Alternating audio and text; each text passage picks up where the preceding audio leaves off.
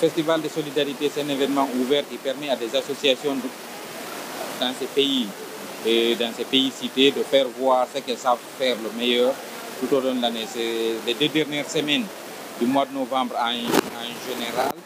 Et cette édition, la particularité, c'est à 2 niveaux. C'est d'abord le thème environnement et droits des peuples. Nous avons fait un focus sur l'extractivisme. Deuxièmement, c'est que cette édition se fait en duplex à Nantes dans le cadre d'une réciprocité que nous avons engagée avec une organisation française qui s'appelle la Maison des citoyens du monde. Donc, dans la même chose que nous avons vu dans cette salle du centre culturel, il y avait la même chose dans une autre salle à Nantes avec les acteurs. Et vous avez vu une partie de la table ronde qu'ils ont organisée.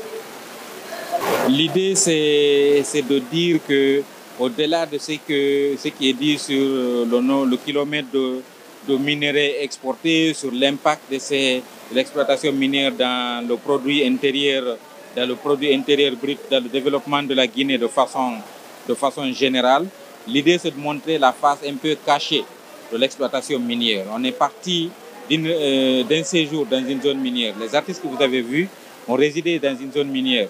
On vit comment les populations cohabitent avec l'exploitation minière. Ils ont essayé de reproduire un peu ce qu'ils ont vu, le vécu, la façon dont les gens cohabitent tant bien que mal.